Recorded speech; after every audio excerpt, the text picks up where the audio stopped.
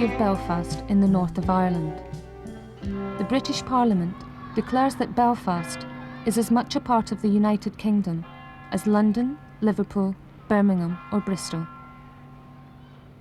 Belfast citizens could therefore be expected to share the hopes, prejudices and fears of their counterparts across the Irish Sea. This film suggests otherwise. It is a film primarily concerned with Belfast's working class. It is an exploration of the divisions within that class. It was very easy if you were a unionist and you were a small businessman there and you were well known in the community and maybe you became a member of the Masonic or some other of those old boy institutions there. You were looked after very well and it was a land of cream and honey for you. There's quite a lot of it actually, an awful lot of it. It was acceptable too, like, you know, that's the acceptable face of Northern Ireland, always was. I accepted it myself, as I say, without any outcry of any sort. Yet I always looked on myself as a kind of a socialist in my younger days. When I served my time in the shipyard, I spent it more reading novelettes in the toilets than I ever did any work. And I was only one of hundreds of apprentices who weren't allowed to work while a tradesman needed overtime and he needed bonus. This was what the privilege was all about. Like, you know, you were given an indenture to say that you were a good worker. And 9 tenths of the time, the only work you did was candlesticks or poker handles and that sort of stuff because you weren't allowed to do actual work. So I turned into a good reader over the 5 years apprenticeship. It wasn't only for me, it's the way life was. It's a nice, comfortable way existence. There's no doubt about it. I can understand them standing up because I probably said it myself when I was younger. Why should anybody want to ruin this? This is the greatest thing ever.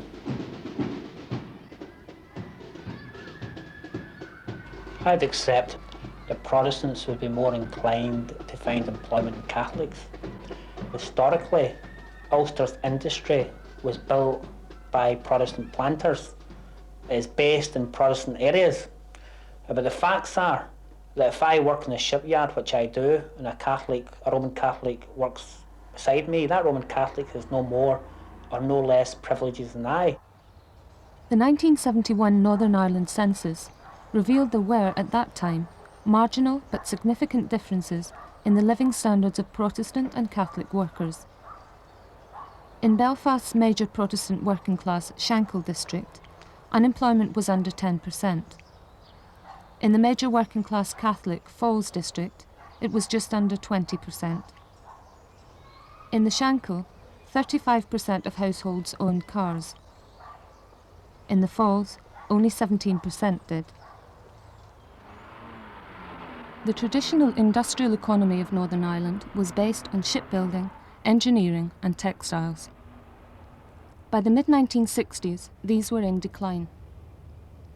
In 1968, those employed in shipbuilding had fallen in 15 years from 25,000 to 9,000, those in textiles from 60,000 to 20,000. The Protestant community, which made up just over 2/3 of the population of Northern Ireland and Belfast, was affected most by this industrial decline. Members of that community had tended to own and be employed in these industries. This system of patronage had held the Protestants together under the political leadership of the Unionist Party, which had enjoyed uninterrupted rule in Northern Ireland's devolved parliament since the state was founded in 1921. It was then that Ireland was partitioned, with the 6 northeastern counties remaining under British jurisdiction and the other 26 counties becoming independent from Britain. The Unionist Party was based on a defence of partition and Northern Ireland's link with Britain. It was led by landowners, the owners of industry, and the religious establishment organised in the Orange Order. Both before and after partition, the leaders of unionism had organised and armed Protestant workers to defend the political and economic status quo against the Catholic Irish nationalist community. But both the Unionist Party and the Orange Order had mass Protestant support because of the marginal economic privileges given to Protestant workers and a common acceptance of the British link.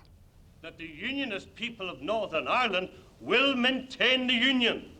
I was born in Glasgow, but I'm as every bit as British as my grandfather, who was born and came from Northern Ireland, indeed his grandfather, who was an Ulsterman before him. And for all those generations back to the 603 plantation, Ulster men and Ulster Protestants have forever held that they were British subjects who came from the other side of the Irish Sea, who cultivated a British culture within Northern Ireland. And it's quite a nonsensical proposition to suddenly turn round and tell a man he's anything else other than British. In 1968, the leader of the Unionist Party and Northern Ireland's Prime Minister Terence O'Neill was attempting to refashion his party and modernise the economy. Part of that process involved a distancing from the anti-Catholic sectarian traditions of unionism. I know, brethren, you do not want to go back to before the war, when there were 100,000 unemployed in Northern Ireland and misery and violence stalked the streets of Belfast. We don't want to go back to those days. We are living in the affluent society today, and that is where we want to stay. But some of unionism's followers were not so receptive to change. When, in 1966, Irish nationalists celebrated the 50th anniversary of the 1916 Easter Rising, Catholic property in Belfast was attacked by Protestant working-class gangs. In June 1966, one gang shot 3 Catholic barmen in Belfast, one fatally. That image which we have created in recent years is at risk when we have disorders and shootings and death in the streets of Belfast. In my opinion, brethren, the one way to endanger our Constitution is by violence and by abuse and by the gun.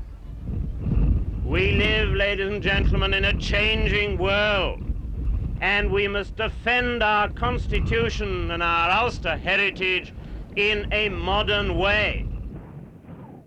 O'Neill's modernisation centred on restructuring the Northern Ireland economy by attracting outside investment. He also began to establish links with the south of Ireland. For many unionists, such moves were political heresy. To even talk with representatives of the southern government was to break with old tradition. And the multinational industries, which O'Neill wooed, did not have as strong a political interest in discriminating in favour of Protestants as had the older, home-based ones. Yet for Catholics, little seemed to change. Like, we never ever had a say in our own affairs here. In all the elections that has went on from 1922, from the formed estates, it has always been ruled by the one party and the one party alone. Now, I'm not being sectarian when I say it was a Protestant Parliament, but it was an Orange man that made that statement. It was a Protestant Parliament for a Protestant people. We have always claimed we're more British than the British. We love Britain. That's why we're British. Prepared to go any lengths to remain British. And we'll fight anybody to remain British, even the British. That's going to the extreme. That's the way the Protestant feels in Northern Ireland.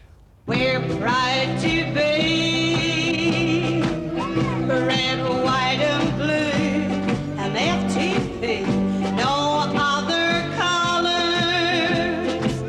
will ever do.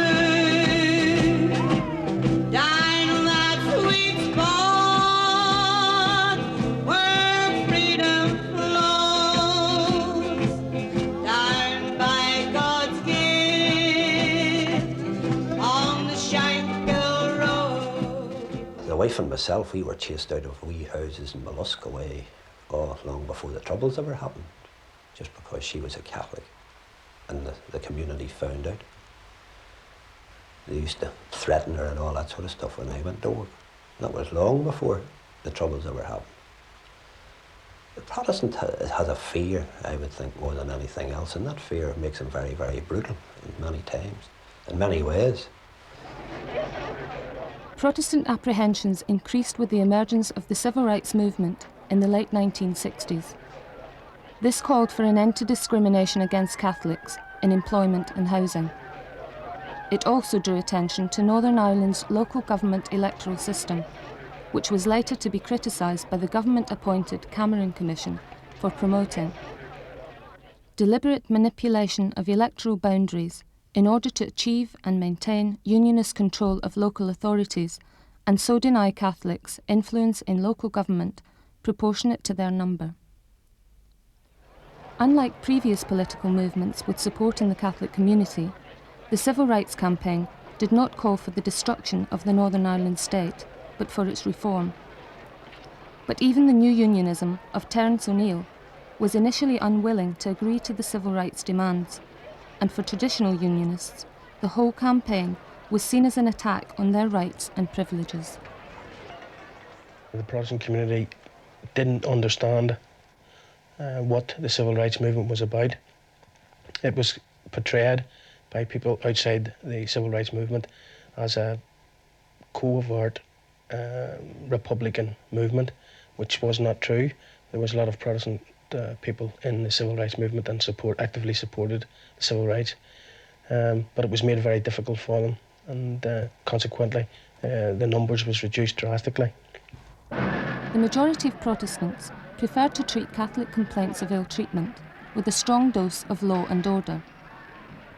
The B specials of the Ulster Special Constabulary were particularly favoured. First organised during the partition of Ireland as part-time auxiliaries to the police, the B specials were exclusively Protestant and heavily armed. They were to gain a reputation among Catholics as the vindictive and at times deadly arm of the Unionist state. We are demanding homes, employment, freedom of speech and freedom of assembly.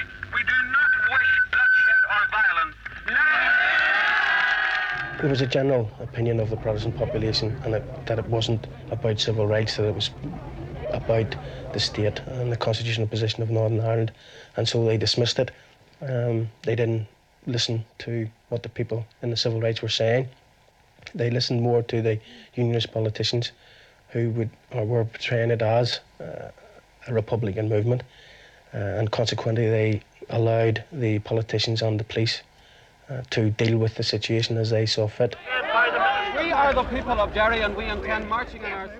The methods of the Royal Ulster Constabulary, or RUC, were highlighted by their response to a civil rights demonstration in Derry on the 5th of October 1968, when Northern Ireland Home Secretary William Craig ordered the RUC to prevent the march from taking place.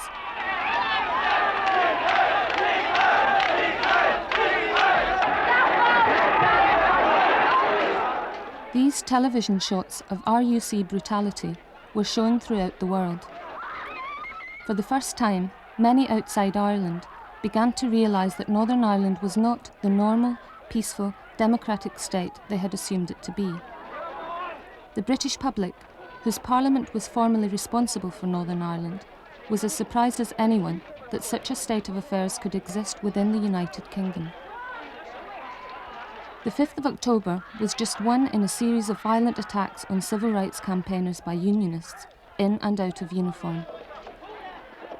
A Protestant evangelical preacher, the Reverend Ian Paisley, epitomised such a response, taking bands of followers onto the streets to confront the civil rights campaigners and castigating Terence O'Neill for his less strident unionism.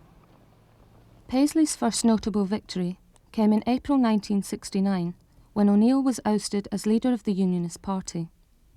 His fall followed a number of explosions attributed at the time to the then largely non-existent IRA. It later emerged that these explosions were the work of unionists intent on exposing the security failures of O'Neill. Police behaviour was criticised by the Cameron Commission. The RUC, who attacked the October 5th march, used needless violence, said Cameron.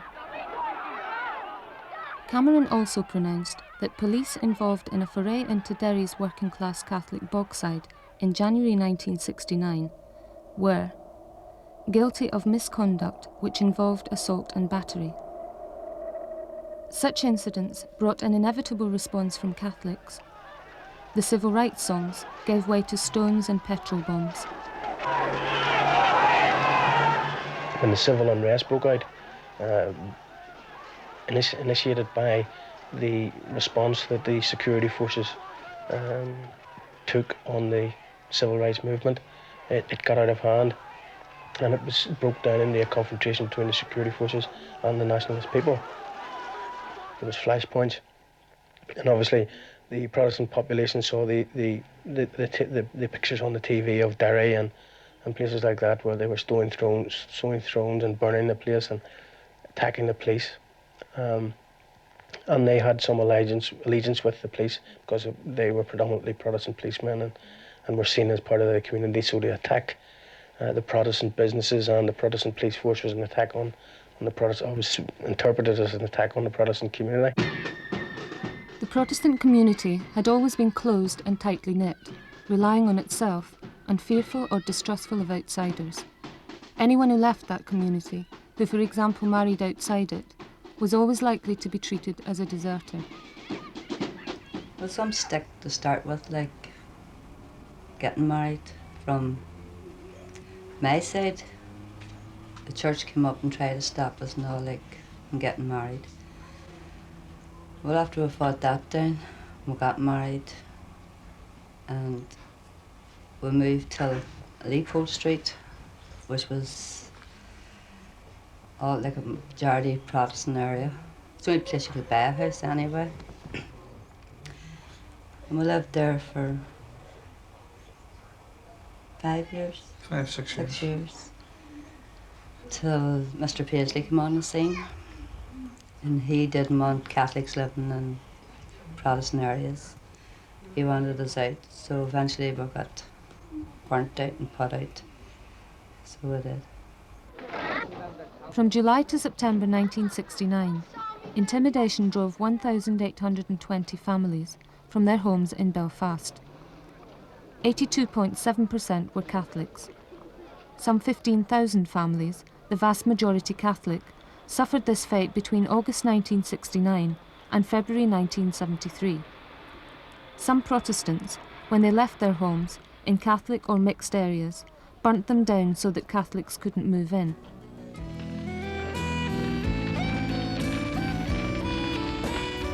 The time we were put out, he went down with his uncle and he knew a whole lot in the police force and to see if we could get down, but there was no way you could even get down near the houses. There was mobs in it. That was a mob, chanting mob, about 2,000 in the street, you know, chanting Union Jacks.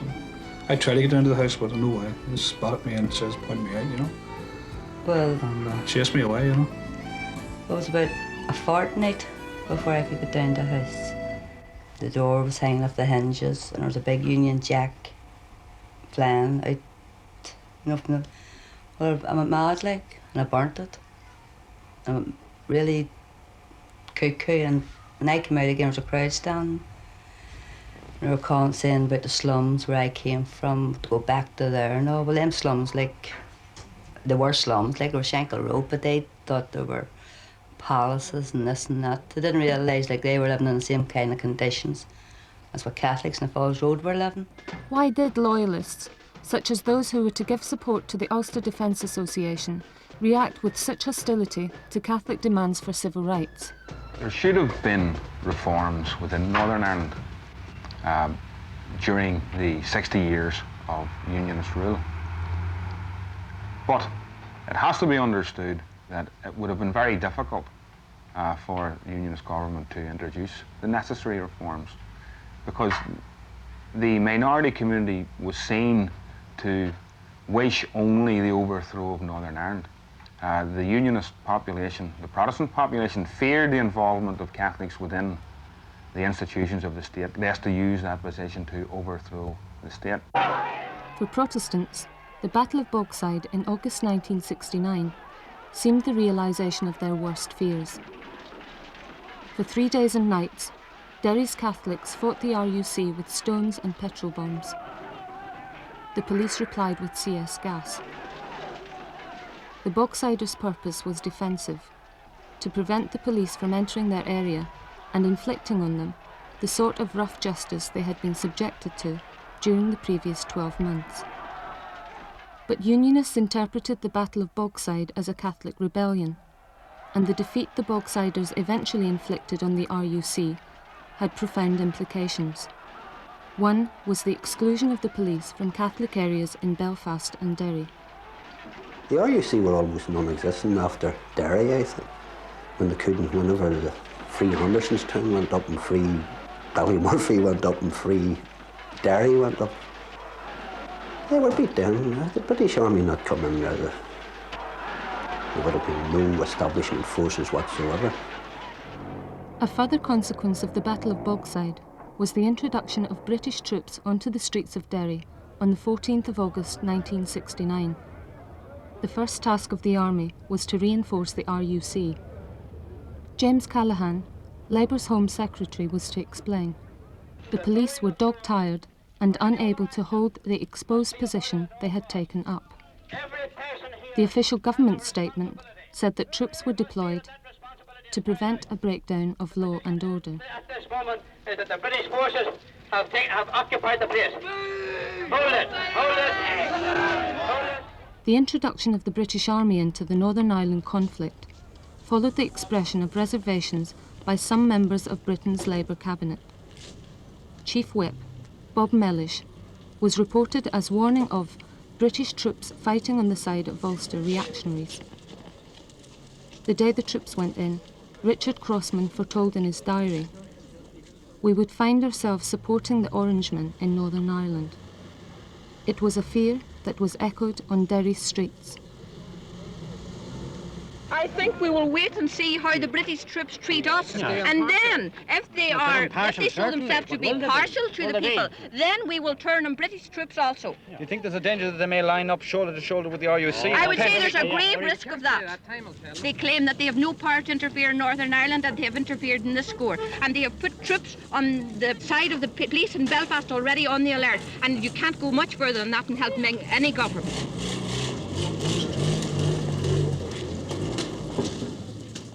Although some Catholics were initially wary of the British Army, most of their bitterness was still reserved for the local security forces. When the Paisleyites come in and they get freedom from the RUC, then it's time for everybody to get in. Right. That's the time for people to get in. By the RUC. 800 men of the RUC were recruited from the B Specials, and that's 1/3 of the force. 1/3 Paisleyites. They'll always be the bad boys. And the RUC are definitely were always a paramilitary force. They were under complete control of Willie Craig and all. He even bought them bloody cannon guns, didn't he? Browning submachine guns to go out and to the normal population there and to subdue them, he said. Like in tanks he put out on the street. The introduction of the British Army, under the control of the Ministry of Defence in London, meant that the British government were now directly involved in the accelerating Northern Ireland conflict. Home Secretary James Callaghan came to see for himself in late August. He visited the Bogside, where he told of his intentions. I was told yesterday that I was welcome because I am neutral. I replied, I am not neutral. I am on the side of those, whoever they may be, and in whatever community they live, who are deprived of justice and of freedom. Catholics interpreted Callaghan's words as favouring them. Many thought that a Labour government in Britain would be more likely to insist on reforms in Northern Ireland than would the Unionist allies in the Conservative Party. And as a consequence of Callaghan's visit, changes were made. Over the following couple of months, the B Specials were disbanded, attempts were made to demilitarise the RUC, and reforms were introduced aimed at tackling discrimination in housing and employment. And can I make one final request? I'd be deeply grateful if you'd let me walk through. These measures increased Protestant fears of a sellout, but the ousted Unionist leader Terence O'Neill was to later criticise the Labour government for not being more radical and taking all power out of Unionist hands by imposing direct rule from Westminster when the troops first went in. But O'Neill's criticism was reserved for the future. At the time, many held Callaghan as a conquering socialist hero, and he insisted that the politics of Northern Ireland could now become the same as those in Britain.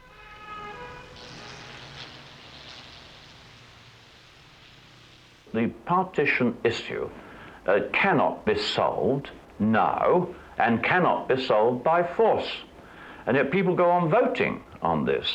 And in my view, and I say this very seriously to people in Northern Ireland, I think they are voting on a dead issue at the moment, at any rate an issue that is unconscious, it hasn't got much sign of life in it, and are neglecting the real issues, the social and economic issues. But Belfast in late 1969 bore little resemblance to anything British politicians had experienced before. Catholic workers in Cardiff, London or Glasgow do not have their homes destroyed by Protestant workers. So what are you going to do about that? They said they burned their own houses out in the news last night. They forgot to say that they burned ours out too. The soldiers standing outside my house here while they were in Luton. My wife went out and trailed two of them out by the hair. One of them had a tape recorder in his hand, and the soldiers let him go. And then they started moving down the street again. They wouldn't give us any protection. What was the proportion of Catholics and Protestants here? 30 Catholics, and the rest of them was Protestants. And the British Army stood there yesterday, and when the first house went up in smoke, we pleaded. We stood down there and we cried for them to get something done about it. Do you know what they turned around and told us? It was their own homes, they could do whatever they liked with them. What were relations here like between Our relations was very good with the Protestant people in this street. Was there ever anybody burnt out here from 1969? Our relations. We never bothered. Nobody bothered. There's a man there, a Protestant man, and he's standing there crying his heart out for he doesn't want to leave the street. In the closing months of 1969, the reactions of Protestants became more and more unpredictable. Despite their avowed unionism, many were extremely hostile to the intervention of the British government. The first shots fired at British soldiers and the first police fatality occurred during a Protestant riot in October 1969 against British government plans to disband the B Specials. When the Specials went, other unofficial loyalist armies took their place. Northern Ireland is an independent state, and we intend to keep it Protestant, whether the other side like it or not. There's only one alternative for them. There's the GNR station from Belfast here, which is the direct route to Dublin. We'll supply the trains and the fares for them if that's all they want. We taught them a lesson in '69, and we can do it again. And we only wish at times that the army and the police would stand by, let us get at them, and we would finish in about 48 hours. While I wasn't totally easy about the Ulster Defence Association, I had no great difficulty in joining it and taking part in its organisational operations. And when I say organisational operations, I'm talking about the vigilante and the marching and the organising for the inevitable civil war that we were being told was going to take place.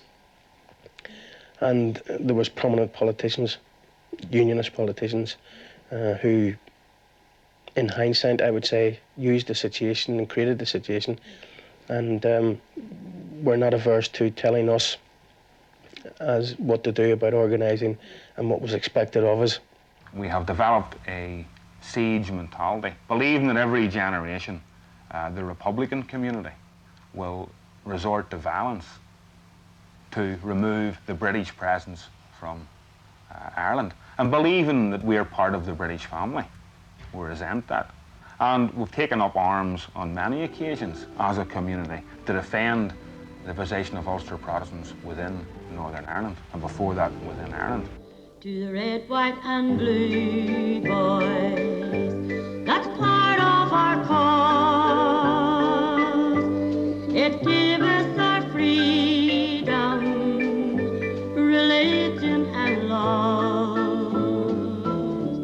We'll fight to defend it with heart and with hand, and we'll never be driven to Republican land. The largest unofficial contemporary unionist paramilitary group is the Ulster Defence Association, which made its first public appearance on Belfast's Shankill Road in August 1971. Since then, the UDA has been responsible for the bombing of Catholic property and meeting places and the assassination of individual Catholics. Most of the UDA's victims have not been associated with the Irish Republican movement, but have been targets only because of their religion. Unlike the IRA, the UDA has never been banned. The decision was taken collectively that the best form of defence was attack.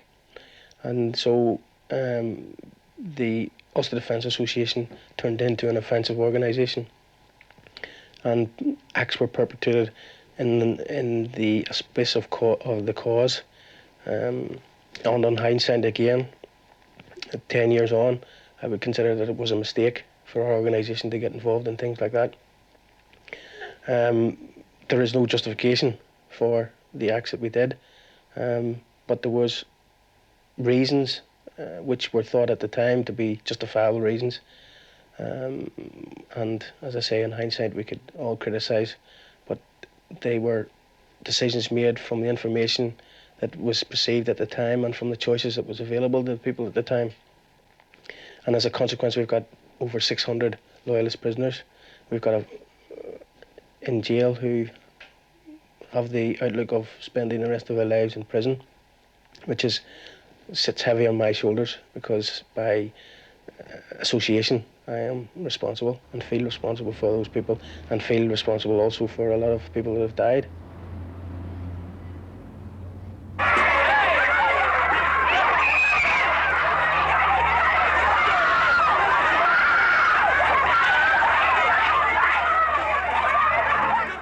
By late 1970, the increase in Protestant Catholic hostility was one aspect of the deteriorating situation. Others were a growing bitterness between the British Army and the Catholic community and the re-emergence of the IRA, the Irish Republican Army.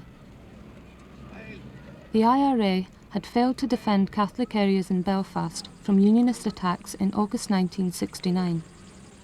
That was one reason why Catholics welcomed the arrival of British troops, who, it was hoped, would offer Catholics protection. But the failure of the IRA had other consequences. The Irish Republican movement had split over the issue by January 1970. One faction, the Provisionals, accused the IRA leaders, who were later to form the official IRA, of being responsible for the defencelessness of the Belfast ghettos. Both wings of the IRA began to secure guns to ensure that Catholics would not be vulnerable to further attacks from Unionists.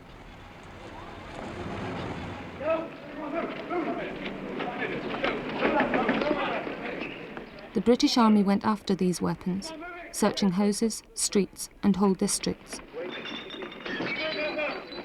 This in turn produced resentment against the army. The willingness of the troops to protect Unionist marches through Catholic areas increased suspicions that the army had become the servants of Unionism. When the troops imposed a 3-day curfew on the Catholic Falls in Belfast in July 1970, the honeymoon between the army and the Catholic community was over.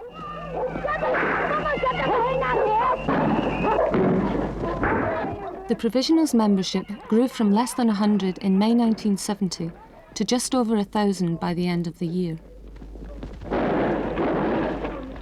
The Provisionals argued that the Northern Ireland state had proved incapable of reform, that the British Army was there to defend that state, and that accordingly the troops were legitimate military targets.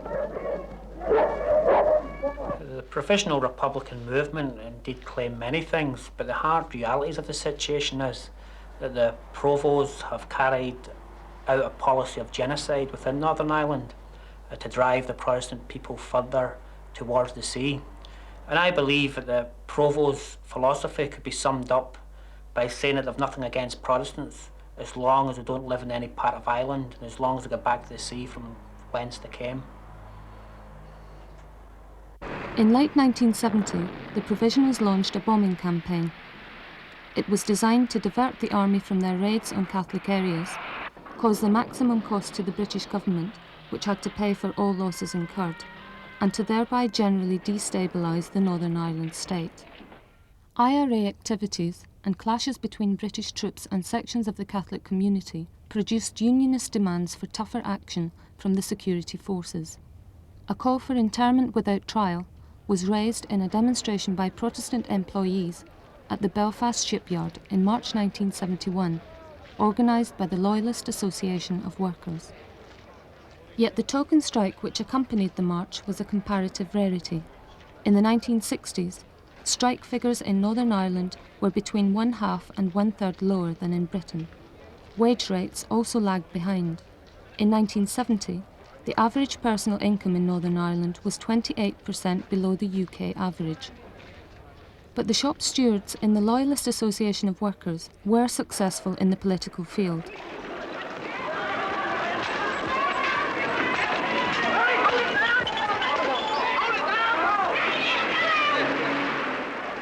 On the 9th of August 1971, internment was reintroduced into Northern Ireland.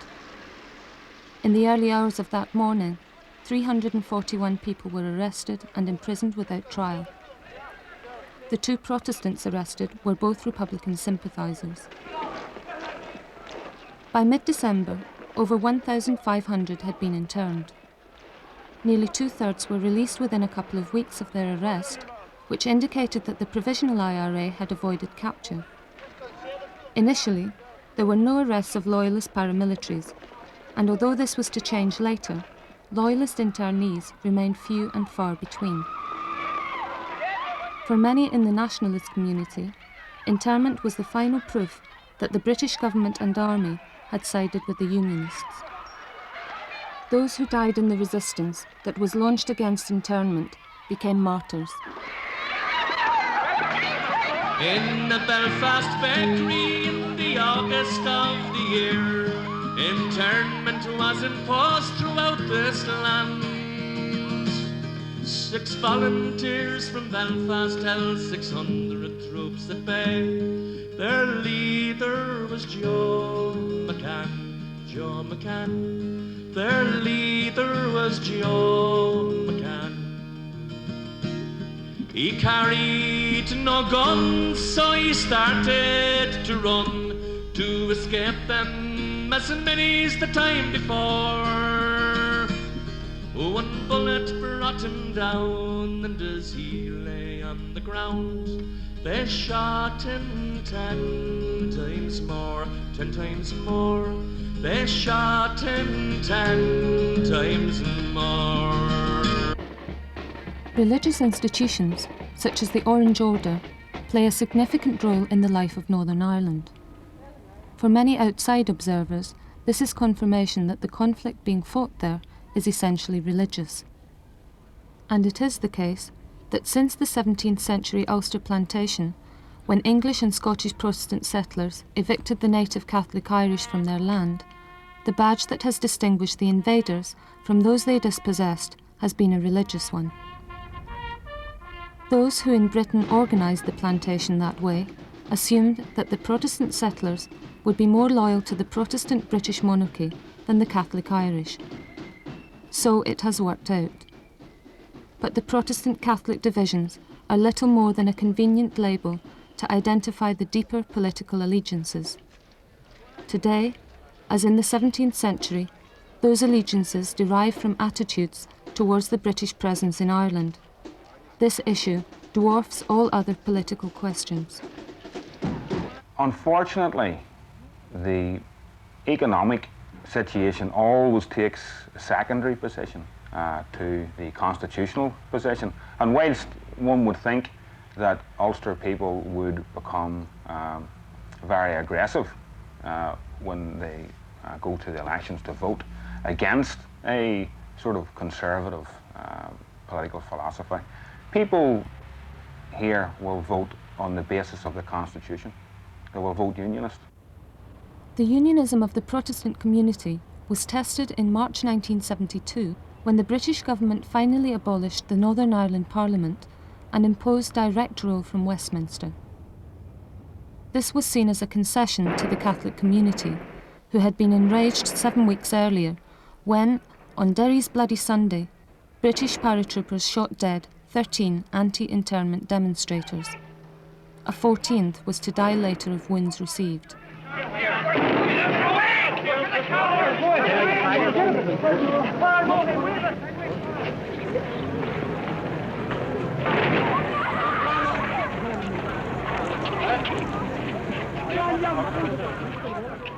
Direct rule was opposed by unionists because of their distrust of British politicians.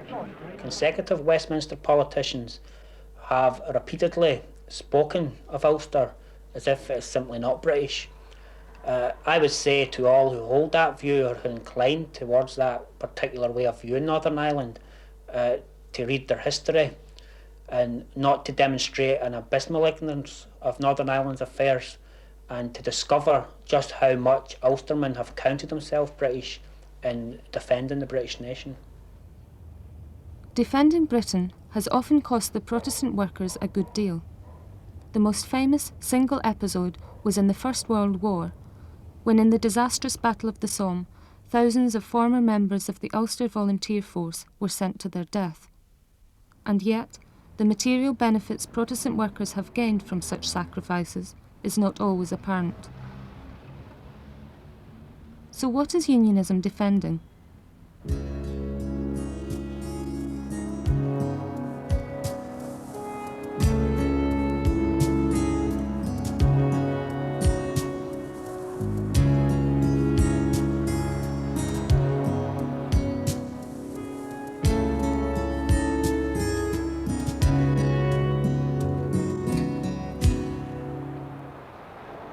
The world put up a fight to keep from going into United Ireland.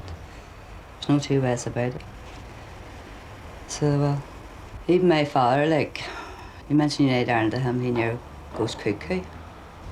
I think it's from the past, their fathers that drummed it in, tell him, and so on, up through all of the time.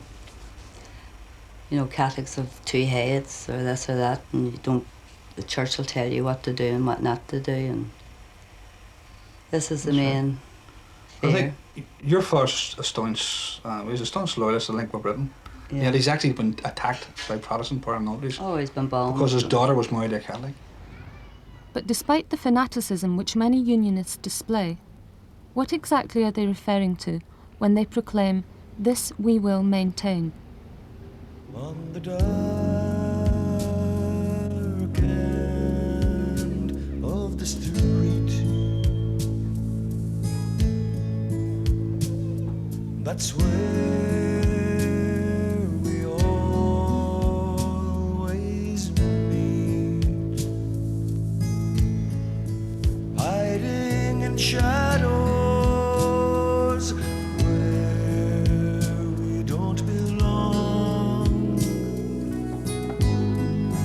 living in darkness to hide our wrongs. You and me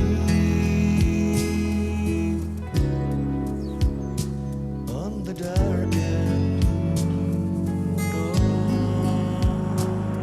the street. You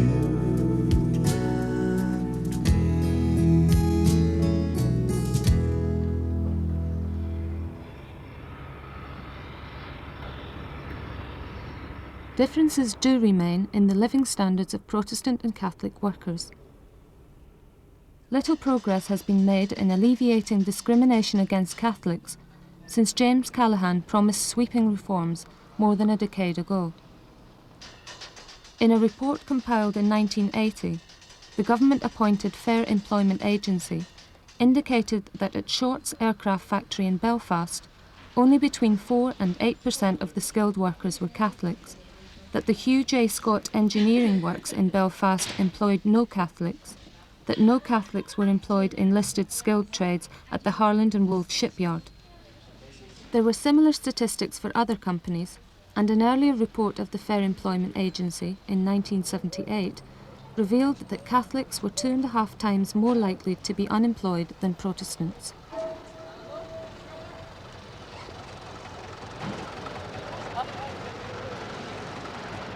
Yet the Fair Employment Agency has produced an anti-discrimination declaration which hundreds of companies have signed, maintaining their abhorrence of prejudice.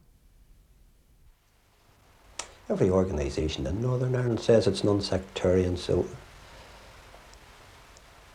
who would we have to look to that creates this sectarianism? It's definitely not the institutions. As I say, all their rules and regulations are towards the opposite. Even the Orange Order has in it there that it must look to its Catholic brother there and try and take him through to the truth faith or something similar to that. But they're not to hate them. There's no sectarianism, according to the institutions.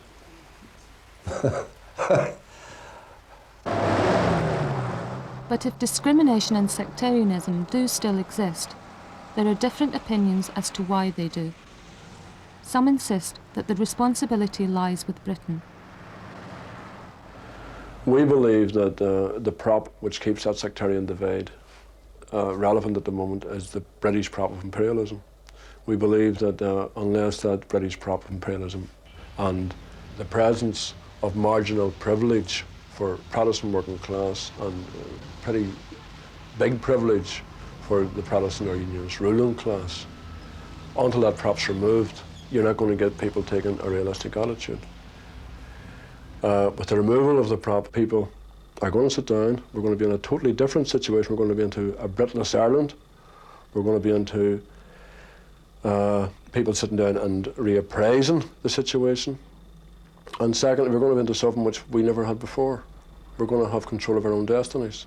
And now the unionist people, the working class people, or the nationalist working class people ever had control of their own destinies. And when they realise that they have control of their own destinies, then we're into a situation where people can get together because they have a working class interest and a working class identity, other than into sectarian ghettos. For the majority of Catholics, the 1970s reinforced their traditional belief that Britain was the enemy and partition was the problem. But for Protestants, there have been no simple answers. For the first time, unionism has become deeply divided.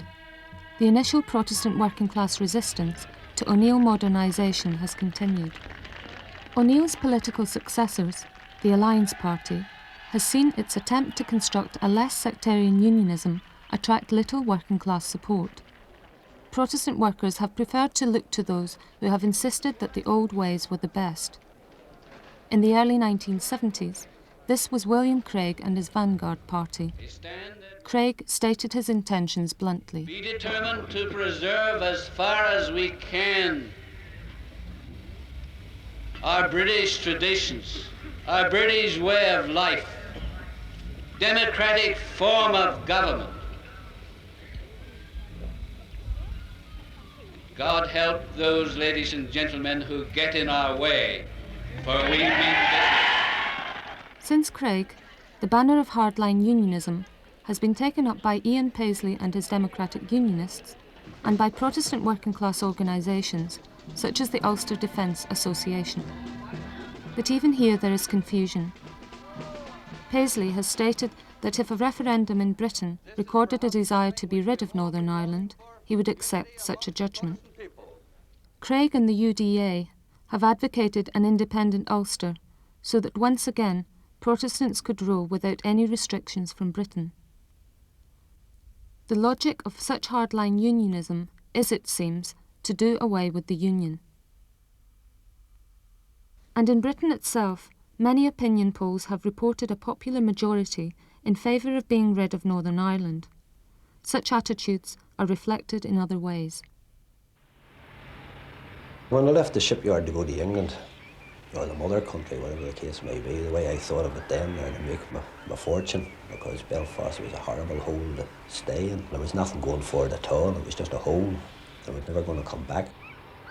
Through advice from the mates here, all you have to do is go to the dole and ask them to give you a job, and they also have a list of digs to go to. And all the digs, no Irish, no Irish, no Irish, no Irish. We said, but we're not Irish, we're Ulster men. No Irish, no Irish, no Irish, that was it. That was traumatic. England started me thinking because all of a sudden here was me, a nice British fella, and all of a sudden ended up as Paddy Irishman. That was the first realisation. After that there, it was only a matter of not going back into the community you came out of and looked at the world through my own eyes instead. There is an identity crisis in Ulster, in Northern Ireland. And most people in Britain don't understand this. They think that it's just a quarrel between the Irish. And that's the key to the whole problem. That there are at least a million people in Northern Ireland who believe that they're not Irish. They believe that they're British. They're confused about their identity. We're British. If we have to get out of Scotland, they're coming over in their boatloads to take us over. He says we're your brothers. He says the Scots will help you. I think myself always that it was Irish. I would like to think myself always as I was Irish. I was right and born in Ireland. Oh yes, so were we all. But you're still a British subject. I know I'm a British subject, but I was right and born in Ireland, nevertheless. But you wouldn't like a united Ireland, would you? No, I would not. No. But I'm Irish. I'm proud of it.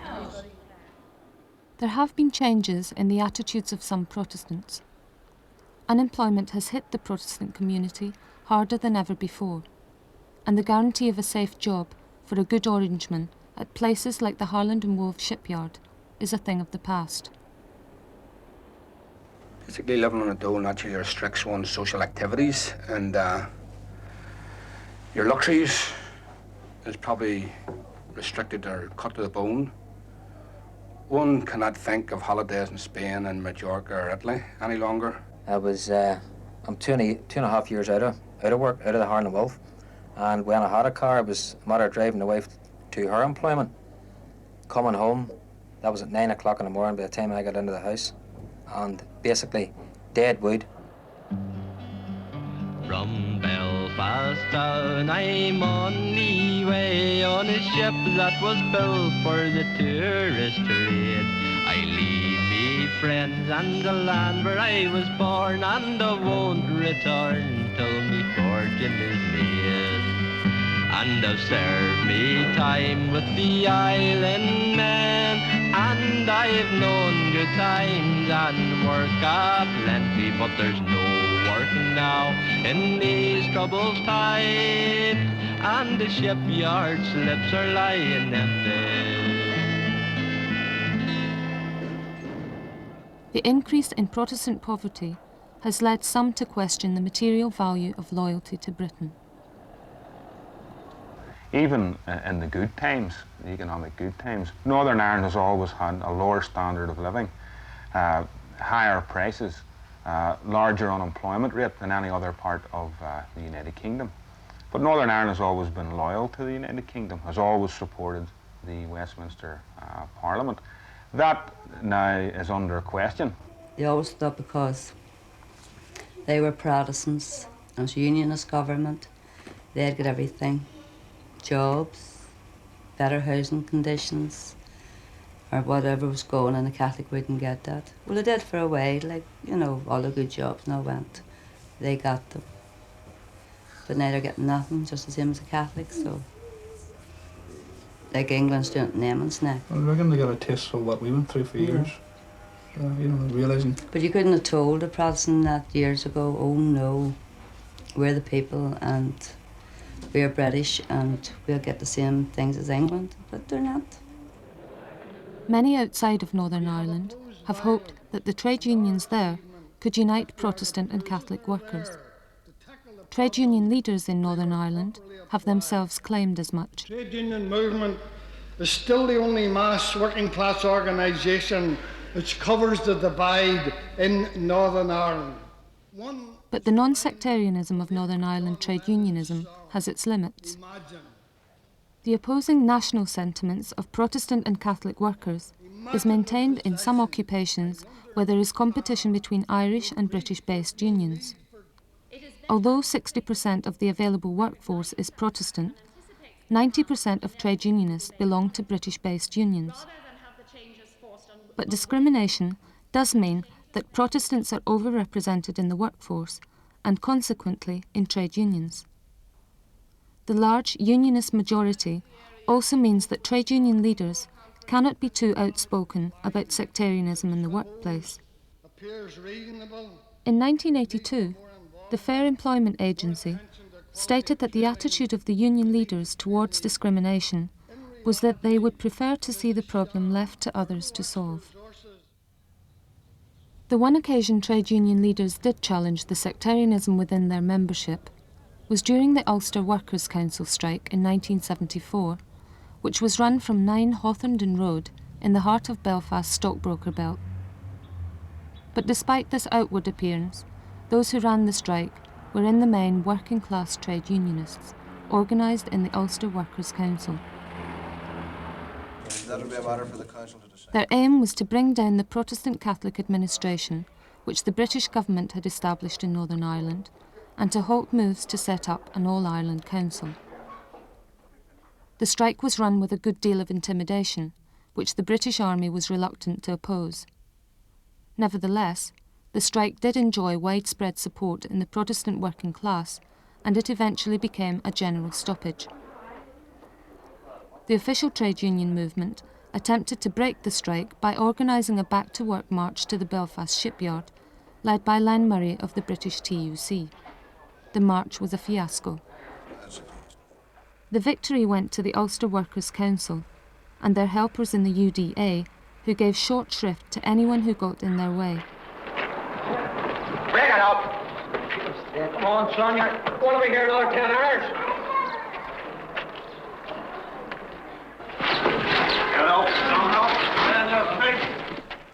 These were not the normal activities associated with strikes, but it is the more usual trade union practices which are the greatest anathema to some unionist politicians. I do believe that they have taken on too much power and they're trying to be the government of the country instead of the elected people elected to Parliament. I feel that the restrictive practices which is operated by the unions is very damaging to the economy. And I think that people have all got to work much harder and give an honest day's work for an honest day's pay, because we must be able to sell our goods on the world markets, and we can't sell them if we can't produce them at the right price. Perhaps that's like Mrs. Thatcher speaking. Evidence remains of the long association between official unionism and British conservatism and its social values. There are still places in Northern Ireland where the grand English traditions are reverently preserved, as if County Down was just another Sussex or Surrey.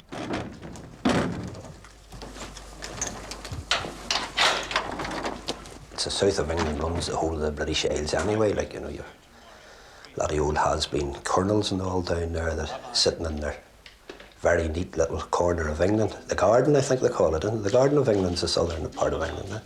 Well, it's the garden running the rest of the animals all over the place.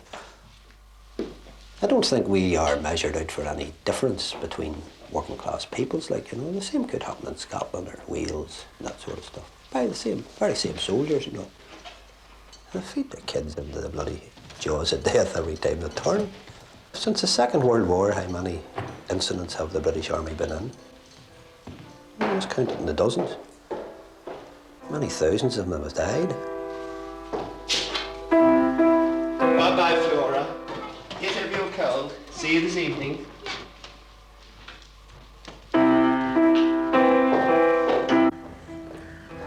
Ireland's so far down the priority scale, it's almost non-existent in the minds of the politicians. Yet the British soldiers are down on the streets at the present minute. I remember in September when the final stumps were drawn and the shouts of crowds now silent as the boys to tea had gone. Let us, O Lord above us, still remember simple things when all are dead who love us, oh the captains and the kings. When all are dead who love us, oh the captains and the kings. We have many goods for export, Christian ethics and old port, But our greatest boast is that the Anglo-Saxon is a sport. On the playing fields of Eton, we still do thrilling things. Do not think we'll e'er be beaten, we're the captains and the kings. Do not think we'll e'er be beaten, oh, the captains and the kings. Far away in dear old Cyprus, or in Kenya's dusty land, where all bear the white man's burden in many a strange land. As we look across our shoulder in West Belfast, the school bell rings, and we sigh for dear old England, oh, the captains and the kings. And we sigh for dear old England, oh, the captains and the kings. One of the things that saddens us most is the difference that exists between the perception and the reality of what life really is like here in Northern Ireland. You only have to ask some of the incoming industrialists who've come here perhaps in the last 20 or 25 years, and they will tell you that there must be two places called Northern Ireland. There's the place which they see portrayed by the media abroad, and there's the place which they know because they've lived in it for the last 15 or 20 years. But the Northern Ireland reality is different for different people. The experiences of some Irish nationalists has led them to conclusions which others do not recognise. You only have to arrive at the airport or the boat or whatever, and you get off and you know, without anyone else telling us, that this country is occupied because there's troops everywhere. Everyone's stopped, everyone's paychecked, from children. I mean, how would the people in England like it if they seen their children been stopped? 13, 14, 15 been stopped and searched and lifted. I mean, all right, you are bound to see, in some cases, a slightly higher level of security. For example, when you go to the airport, that is a normal precautionary thing. I'm sure the same is true if you fly to certain parts of the Middle East, if you fly to other certain parts of the world. So, if you like, the normality and the abnormality are in a balance here that is substantially the same as it is in a vast number of other places we're talking about and comparing with Northern Ireland.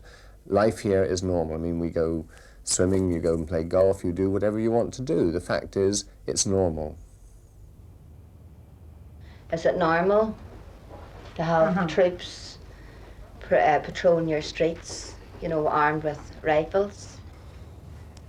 Is it normal for British troops to come to your door at the early hours of the morning, getting everybody up out of bed to search your home? Is it normal for a man going to work to be stopped and frisked and ask all the details of his family?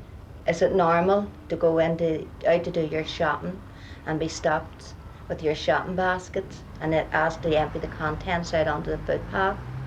Is it normal for your child coming from school to be asked to empty a satchel? If this is a normal society, well, you know, the world's in a very bad state if this is the way every country is run.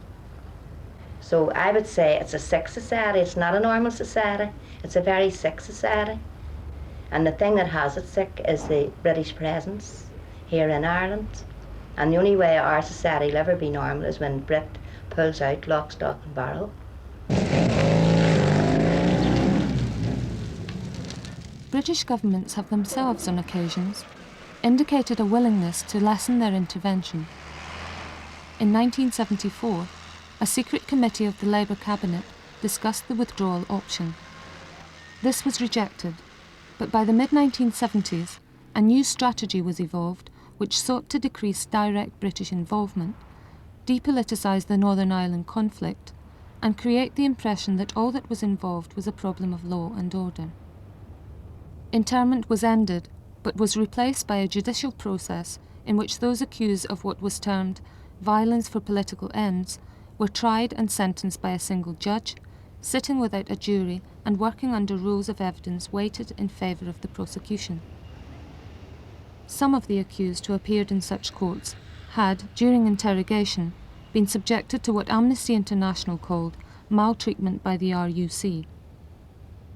By 1976, those convicted under this system no longer enjoyed what had been termed special category, in effect political status.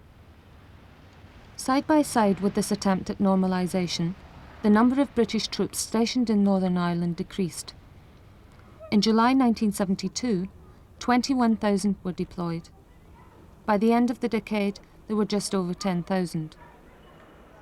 The loss was made up by an increased police force and Ulster Defence Regiment, who had replaced the B Specials when they were disbanded. By 1981, only 2% of the UDR's membership were Catholic. In all, there were 20,000 personnel in local security forces. As for the Catholic community itself, especially those who lived in the working class ghettos, these changes served only to further alienate them from the Northern Ireland state.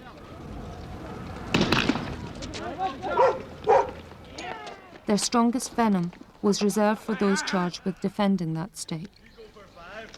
The only people that we are at war with are the British Army, the British troops that are here, and the RUC. You can walk the streets of Belfast any time and you'll not see a fort in any of these other outlying areas, only the nationalist areas. You go up the Malone Road, the upper middle class, the upper working class people even, you not see forts, you'll not even see a foot patrol, you not see a soldier for days and then. You may see the odd British jeep driving through, but in these areas here, we have them day and daily, 24 hours a day. I've suffered a brave bit there. If you take suffering like being kicked out of bed at 4:30 in the morning and treated like dirt, nobody knows what it's like there until you go through it. I've been through it a few times. Your address? My address? What's your name on the drive? Just come in here for a phone. They kick the door down if you don't come down quick enough, and they pull your floorboards up, making your children out of their bed, and you can't do a damn thing. It's like your hands are tied behind your back and your family's getting messed about all around you. If you lift your hand, they'll beat you down with a rifle butt. And when if you even stand up to protest at a later stage, the MPs call you this and call you that. The other thing, you're not helping the security forces raid these nests of vipers out of Andersonstown or wherever you're living. My attitude is hard and something shocking, there's no doubt about it. They would say maybe I'm bigoted now. But it's bigoted because they kicked it into me. I didn't volunteer bigotry to them. I believe you still. No, you wouldn't. I don't care whether they believe it or not, mate. No what. Whatever the logic lying behind the contemporary views present in the Catholic ghettos, it certainly seems a long time since the residents of those ghettos gave cups of tea to British soldiers. But there are those who would insist that it is not they who are responsible for the changed attitudes, that what they have witnessed has made them change. I can only tell you what I have seen after all these years, that insecurity is created by the so-called security forces. They are biased in favour of the government, they are carrying out a government policy, they are repressing the people, they are controlling the people, and furthermore, they are creating in Northern Ireland a whole apparatus of control which one fine day is going to be used in Bristol, Manchester and Liverpool when they're finished with us. And the people in Britain may well be warned that they are now cutting a stick to beat themselves with. The English working class are going to find themselves with Prevention of Terrorism Act. Next there'll be no habeas corpus. Next there'll be identity cards. Next everybody's filing computers. And before they've time to say socialism, they'll be all filed and they won't be able to move. I mean, this is a person's democratic right to go out and strike for his rights. And what do? They line up the bobbies in front of them and say, right, to do it you're told, or else, which they have done here. We attempted earlier on to get across to trade unionists especially, and socialists in England, the potential that the British Army, the leeway and all that they were getting here could be used against them in the future. They didn't accept it. I think maybe they're becoming more aware of it now. And we do have here in the north of Ireland a Big Brother situation relevant to the book that was written quite a while ago. We have the Lisburn computers, whereby they have every Republican and every socialist and every political activist documented, where they live, what type of car they're driving, who their neighbours are. They even have down the type of wallpaper and that they use, and that's hard to believe, but by raiding their houses they have it down. So in what direction are these experiences and these views of reality taking the Catholics of the north of Ireland? we'll continue until Britain pulls out of Ireland altogether. Like, no way are we going to sit back now, because we have suffered too much and for too long, and our sons are still suffering day and daily. And in no way are we going to back down, because we're up of our knees now and we're intending to stay up of our knees. Because if we step down now, we're just going to go back to pre-69, to the one-party governments. And while the British soldiers are on the streets, we'll be out and we'll fight them. If it comes to that, I would take up arms myself. If all the men were all locked up inside, I would go out myself. Because we have been through hell. We have really been through hell. The only thing they're here for is to keep the British system going and to prop it up. It is the hatred which many Catholics feel towards the British government and army which has fed the growth of the Provisional IRA. While just under half of the 2,000 plus who have died through political violence in the last 15 years have been killed by the police, the army or loyalist paramilitaries, the Provisional IRA have killed hundreds of members of the security forces. Yet this has not distanced the Provisionals from the inhabitants of the Catholic ghettos. Indeed, the decline in support for the official Republicans has been caused more than anything by their decision to declare a ceasefire with the British Army. Today, the officials, also known as the Workers' Party, are virtually non-existent in Northern Ireland. But the Provisionals have all the support and volunteers they need. A secret British Army document leaked to the press in May 1979 admitted as much and concluded, "The Provisional IRA has the dedication and sinews of war to raise violence intermittently, certainly for the foreseeable future." For the foreseeable future as well, the inhabitants of Catholic ghettos in Northern Ireland will continue to suffer the economic and social deprivation which has kept alive and almost made necessary the Irish Republican ideal of a better tomorrow.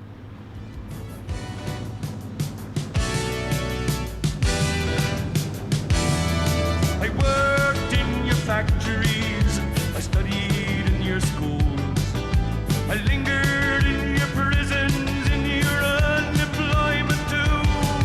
I can feel the future trembling as the word gets passed around. If you stand up for what you believe in, be prepared to be shut down. Oh, what will you do about me? Oh, what will you do about me? I feel like a stranger in the land where I was born. I live like an outlaw, always on the run. You got me always on the run, you got me.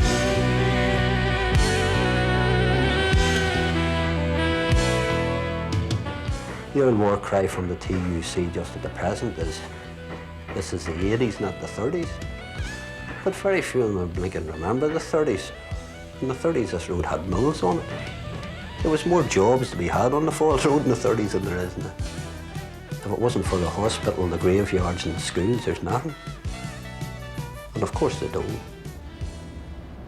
The industrial and investment strategy, which the more forward-looking unionists developed in the late 1960s, has not lived up to expectations.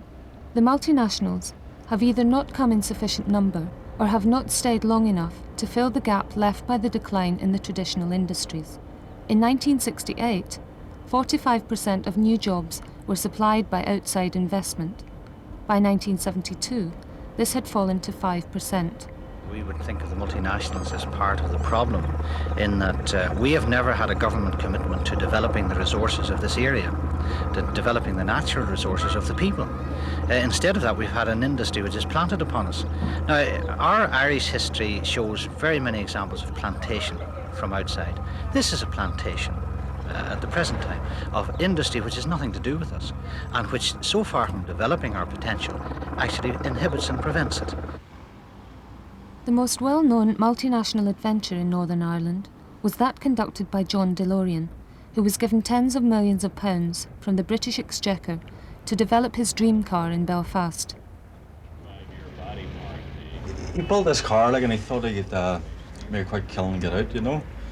But it backfired on him because the car actually got off the assembly line. He didn't think it would at the very start. He thought that we'd get a car that would maybe go a bit and then he would just pull out then. But it backfired, the car went, you know. And he's pulled out now completely. He doesn't want to know about the place. He never even come over and says, we're sorry about this, the dream didn't come through, you know. Money's no solution to this place. It takes more money, you know. They built this factory here to try and keep the people quiet, you know, for a while, but it was no good. It'll never work. Money. But DeLorean is only one of many who have come and gone in Northern Ireland. In 1976 alone, 75, mainly British-based plants closed down. The DeLorean plant mainly employed Catholics, but if nothing else in Northern Ireland has been non-sectarian, the economic recession has. Tens of thousands of Protestant workers have also lost jobs during recent closures, and because many of the companies concerned were British-owned, Protestant suspicions have been aroused. With Michelin closing up, Harna Wolf's cutting back from, when I started my time, 22,000 to just round about 6,000. It was a catastrophe. And Michelin, you have Cordalls, you have a lot of minor factories all going to the wall. And what we found out that most of them are mainland orientated and they're going back to England. Rolls-Royce was another example. And we find that's what's happening here.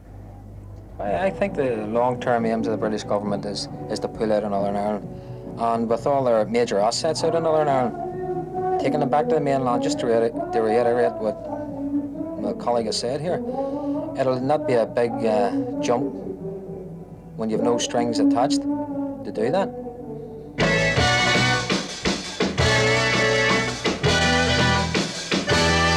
I worked in your factories, I studied in your schools, I lingered in your prisons, in your unemployment too. I can feel the future trembling as the word gets passed around. If you stand up for what you believe in, be prepared to be shut down. Oh, what will you do about me? Oh, what will you do about me? I feel like a stranger in the land where I was born. I live like an outlaw, always on. You got me always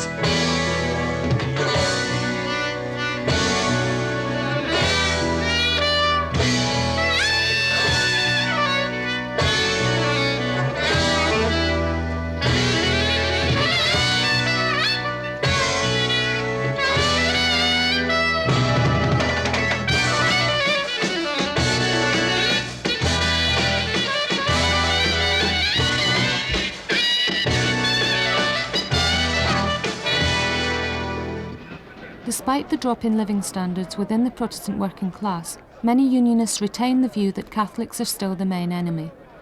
Such opinions found expression in the Pole Glass housing controversy in the early 1980s. The Pole Glass district was earmarked for a new large housing estate to take the overflow from the predominantly Catholic areas of West Belfast.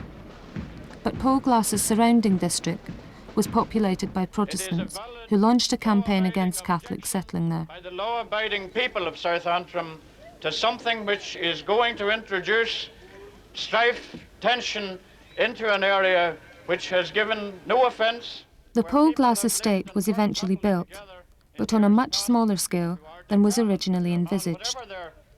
A favourite unionist slogan is, "What we have, we hold." This Protestant exclusiveness has led some to believe that the possibility of Protestant and Catholic workers uniting on economic issues is a non-starter. You just have to look at the nature of class politics in the North since the setting up of the state in 1921 to see how impossible it is to have united working class action. Always the bogeyman of IRA involvement is raised if you have a successful working class action, a strike, for example, or a protest at some aspect of the state. The sectarianism has always been able to divide that. loyalist rulers, the Orange Order, especially in the 30s, during the hunger marches, the outdoor relief marches, were always able to successfully divide the working class on the basis that what was happening was that it was a Republican conspiracy to subvert the state and to bomb or to force the Protestants into a united Ireland. It's impossible to have a socialism or to build socialism within the confines of the artificial statelet of, quote unquote, Northern Ireland.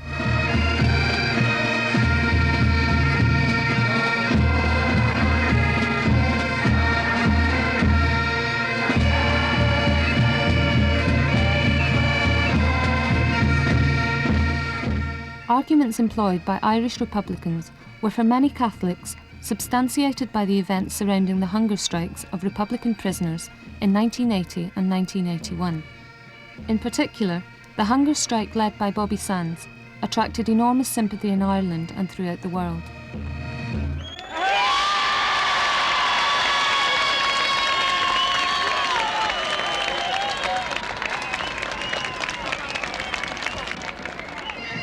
The aim of the strike was to win back the special category or political status for Republican and Loyalist prisoners, which had been abolished in 1976 as part of the Labour government's Normalization policy.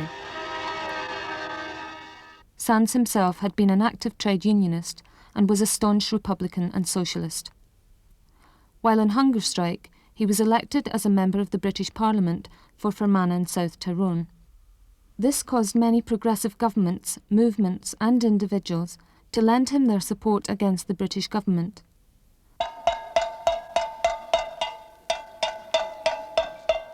But Sands and 9 other hunger strikers died without achieving their aims. The Northern Ireland office, he died at 17 minutes past 1. We've had this report from our Northern Ireland correspondent, David Cantor. News that Bobby Sands had lost his battle with the government.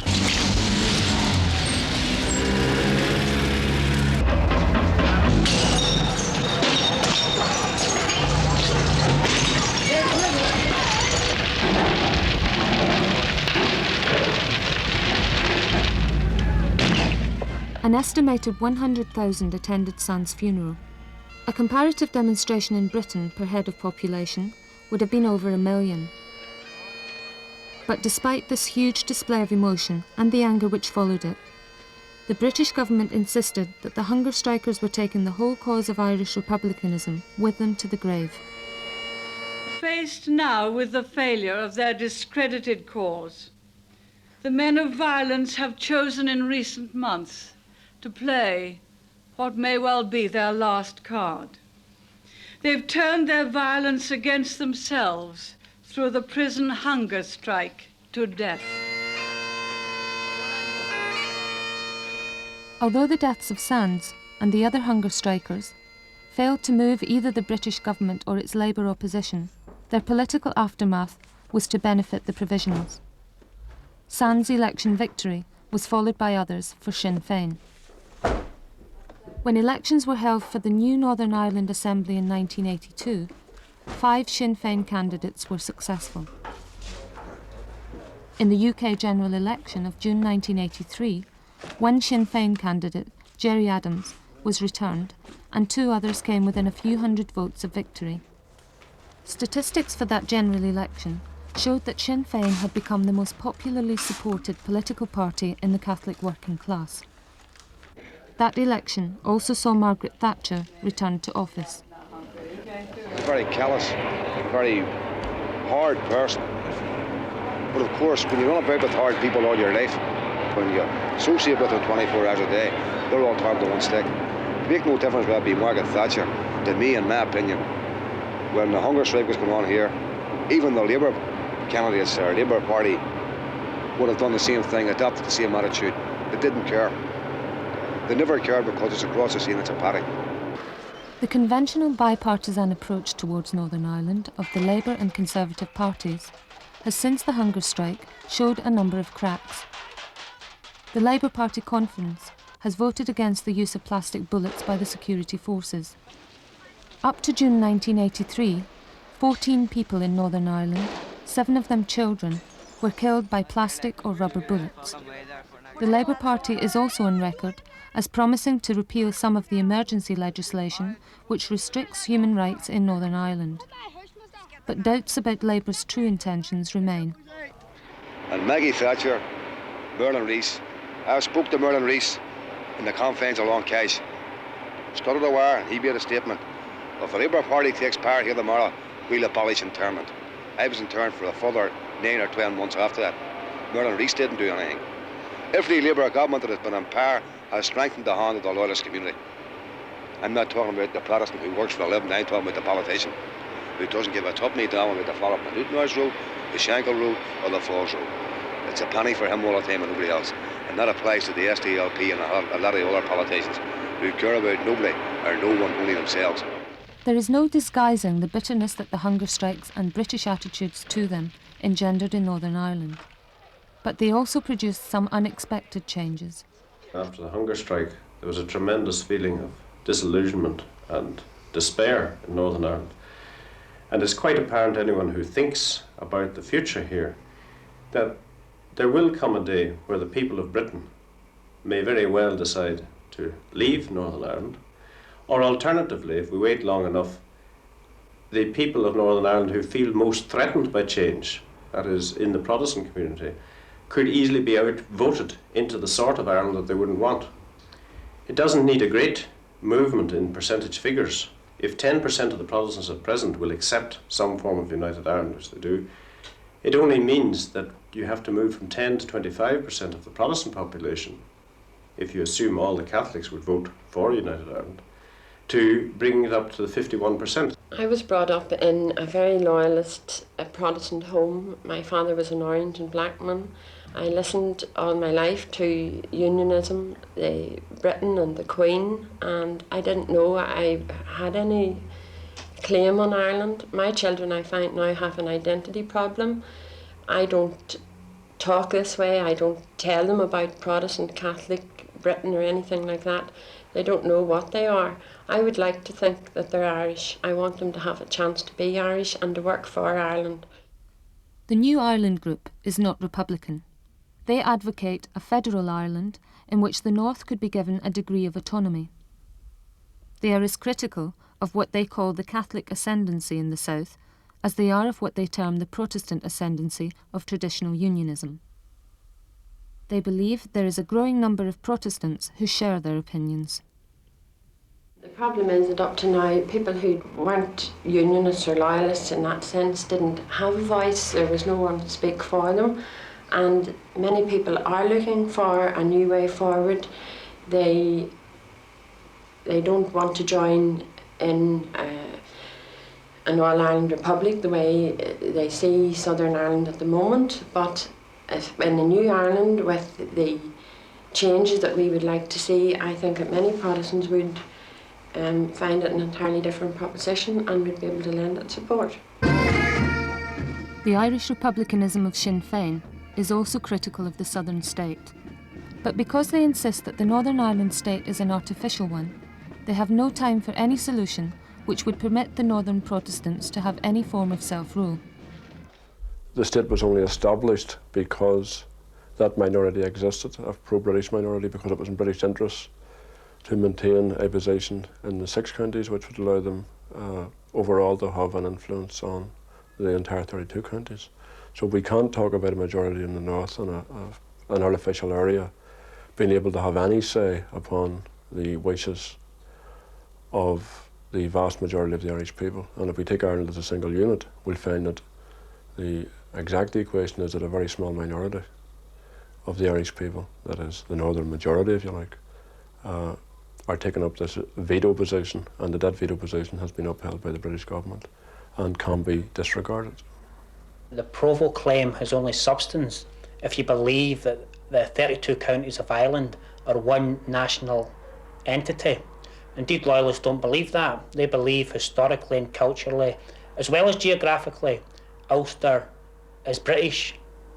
And for that reason, we would say the veto concept which the Provos hold is absolute and utter nonsense. An additional concern of Northern Protestant workers is that they see little in the South to attract them. and they question whether the South really wants them in any case.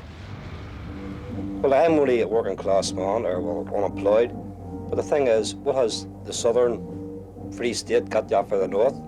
There's nothing. I'm British born, Northern Ireland, British born, British standards. My grandfather's a Scots person. He's Scots, he's British. Most of the people sitting in this club tonight are anywhere in Northern Ireland. We've all ancestors from the mainland. So has the question ever been asked, the Southern MPs or whatever, do they want to take on the burden of 1.5 million people? It's not just a fairy tale of say, having, 500,000 people of a Republican status saying, right, we want into the South, and if it was possible to drag that other 1 million people in with you, for the 500,000 Republican element to say, great, we've got an All Ireland. It's not just as simple as that. It's basically down to economics and financial. The origins of modern Irish republicanism have also much to do with economics and finance. Its founder, Theobald Wolfe Tone, who these marchers are commemorating, was a social as well as a political radical who advocated a revolution led by what he termed the men of no property. Tone's 1798 rising of the United Irishmen failed, but he established a tradition which others have sought to follow. Wolfe Tone was also a Protestant, as were many subsequent Irish Republicans. But this Protestant participation in republicanism has not quelled fears of what might happen if Britain did leave Northern Ireland. What we're going through now, the British government now is running down Northern Ireland. And I mean, we can see it. We're not stupid. We can see what's happening. And I feel that the British government's not being honest with us. You know, I think that she's getting out through the back door and she's going to then think it's, a civil war will start, wash her hands off it, and that's it. I would hope that the working class people, would be wiser. I believe that the one necessary prerequisite for peace, normality and stability within the Northern Ireland state is the extermination of the armed forces of republicanism.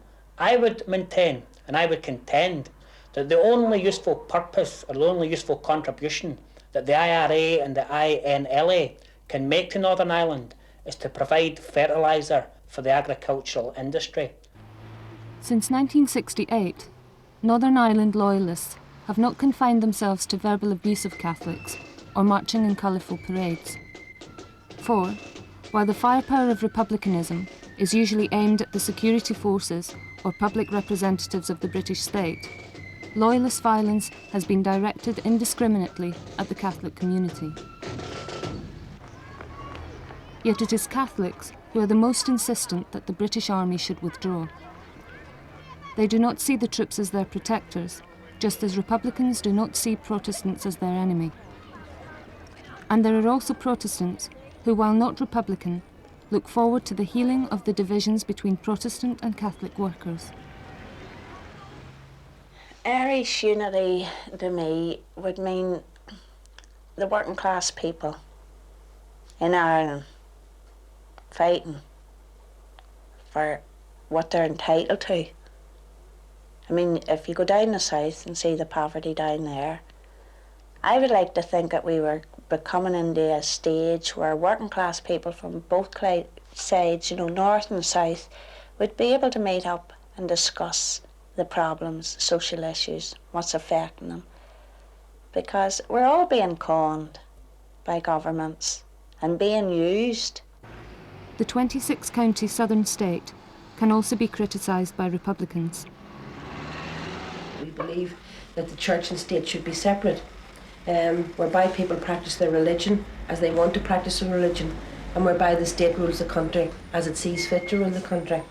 Going on from that, the church is in complete control within the 26 counties, and as Republicans, we are inclined to disbelieve that that should be so. There's a nationalist objective, a socialist objective, a Gaelic or cultural objective, it's a separatist objective, and the secular objective. And the bringing the fusion of all those objectives are what we would call republicanism. There's also, if you like, a realisation that there is the right for those who wish to use physical force in right circumstances to achieve those objectives. Right? If we examine the present 26 county government or the Dublin government against any of those objectives, we find that they're not Republicans. They certainly aren't even nationalists because they preside over a 26 county area. They pay only a lip service to cultural things, to national identity. They are in no way secular because you have almost a complete fusion of state and church. And they are not in the radical tradition. They certainly can't be said to have any sort of socialist objectives. There are certain laws within the 26 counties that would be repugnant to the Republican movement. There's laws on the woman is really the property of the man in the 26 counties. She has no rights in her marriage whatsoever. If she is separated from her husband and go to live with her mother can be taken to court for harbouring her, and her husband can claim a large amount of money off her. All these laws we would expect in a new Ireland and a socialist Ireland to be changed to give a woman much more rights within her own marriage and much more rights within the country as such. There are those who would say that the only things that have moved in Northern Ireland in the last 15 years are the bands and demonstrations of the respective communities. That is not so. The Protestant community, while still in its majority opposed to a united Ireland, does not have the singleness of purpose it once had. A small number of Protestants have rediscovered the radical traditions of Wolfe Tone. Many more have lost much of their traditional faith in Britain. Many Catholics in the north of Ireland have also shifted their ground. While Irish republicanism remains as strong as ever, and indeed has grown in the last few years, the most politicised see their republicanism in a new radical light, and can be as critical of the south of Ireland and the role of the Catholic Church as they are of Britain. The writings of the great Irish socialist James Connolly, who was executed for his part in the 1916 Rising, have rarely enjoyed such popularity. Connolly warned that Irish partition would produce a carnival of reaction, set back the wheels of progress, destroy the oncoming unity of the Irish labour movement, and paralyse all advance movements while it lasted. Connolly also insisted, "The cause of labour is the cause of Ireland. The cause of Ireland is the cause of labour. They cannot be dissevered. Ireland seeks freedom. Labour seeks that an Ireland free should be the sole mistress of her own destiny, supreme owner of all material things within and upon her soil." More than 60 years after Connolly's death, the relationship between Irish nationalism and socialism is still under discussion. The struggle going on at the moment is bringing out all the contradictions within the state. It's bringing out all the things which are wrong within the state. It's raising national consciousness and social consciousness among not only Republican people, but among people who are just on the periphery of the struggle. And this increase in social consciousness has, for example, helped to radicalise or help people to get back to their Republican roots over the last decade. So we can't really divorce the national struggle from the struggle for socialism.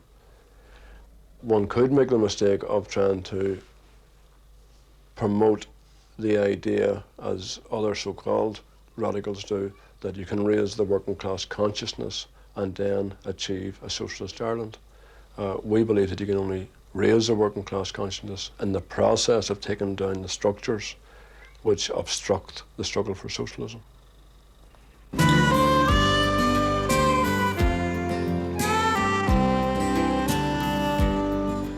The structures surrounding British presence in Ireland cannot be taken down without cost. British withdrawal, however it came about, would not see the absolute end of violence in Ireland. Those Protestants who have been trained in the Ulster Defence Regiment or the RUC would remain a real threat to Catholics in the north of Ireland.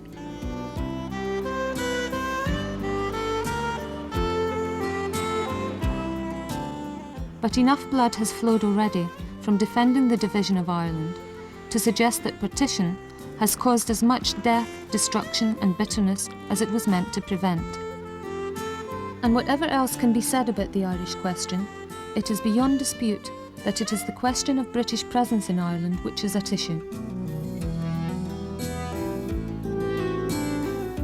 It can also be suggested that until that issue is settled irrevocably, the body count in Ireland will get higher and higher.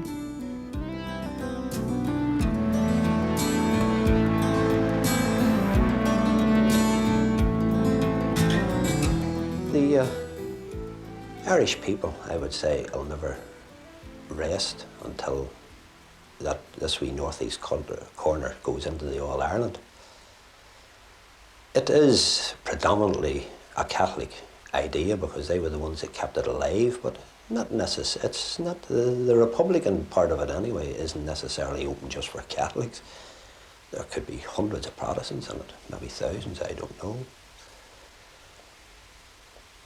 But the other fears, the fears of papishness and all that sort of stuff, that's so much old hat. That's rubbish. But I've found out anyway. As I say, I've been living in this district here for well over 11 years now. And they haven't even hinted at it, and I must be at the bad part of Irish history when this is the last place a person like me should be. So that's, as far as I'm concerned, I'm as great a convinced rebel as even the greatest of the Republicans in this blinking road. I want to see the Brits out. The sooner the better. Tomorrow, if possible.